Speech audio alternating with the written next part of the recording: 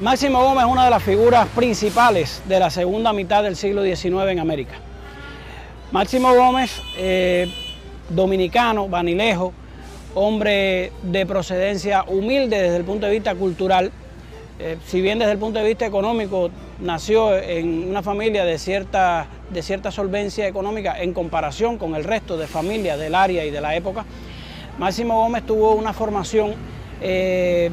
mínima, una formación basada sobre todo en valores morales. Si bien en la instrucción no alcanzó un alto vuelo ni un grado, porque por ser el más pequeño y el varón de la familia, su madre no lo dejó ir a la escuela, sino que lo educó ella misma en la casa,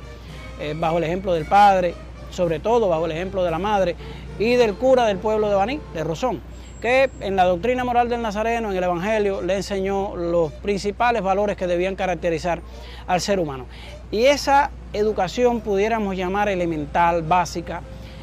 porque fue una educación moral, fue suficiente para que este hombre, desde la primera juventud, supiera de qué lado debía ponerse él ante las encrucijadas que la vida le plantea al ser humano. Así, por ejemplo, cuando en 1854 suenan otra vez los tambores de la guerra en República Dominicana ante una inminente invasión haitiana, una nueva invasión haitiana, Máximo Gómez se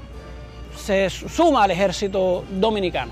en contra de la voluntad de la madre, que pensaba hacer de él un gran sacerdote, un hombre de la iglesia. Gómez, sin embargo, al ver que su padre ya por la edad no podía salir a defender a la patria dominicana, se enrola él en el ejército y participa en la batalla de San Tomé, en San Juan de la Maguana, en 1855, a las órdenes de José María Cabral y de un compatriota suyo, Luis Marcanos, que después tendrá una influencia grande en su formación como militar. Máximo Gómez, por razones de juventud, por razones de falta de formación política y también llevado por la misma oscuridad de los hechos que tuvieron lugar en el periodo de 1861, cuando Pedro Santana proclama la anexión de la República Dominicana a España y traiciona los ideales del padre fundador Juan Pablo Duarte, Máximo Gómez se ve de buena a primera del lado de los hombres que más cerca habían estado él desde el principio, de sus compadres, y termina colocado del lado equivocado durante la gloriosa epopeya restauradora que estalla en 1863 y termina en 1865 con la expulsión del derrotado ejército español de la República Dominicana. Máximo Gómez, envuelto en esta vorágine de acontecimientos, muy triste por todo lo que había acontecido, termina saliendo como parte de una importante suma de oficiales y soldados dominicanos que formaban parte de las reservas dominicanas del ejército español. Se ven de buena a primera saliendo al destierro, al exilio, con ese ejército español que se dirigía hacia Cuba y Puerto Rico, que eran las últimas colonias españolas en América. Ya en Cuba, Máximo Gómez tiene fuertes enfrentamientos con la realidad que España tenía impuesta en la colonia cubana. En primer lugar, la esclavitud, que Máximo Gómez y sus contemporáneos no conocieron porque aquí se había abolido la esclavitud durante los 12 años de ocupación haitiana, 22 años de ocupación haitiana. Y Máximo Gómez,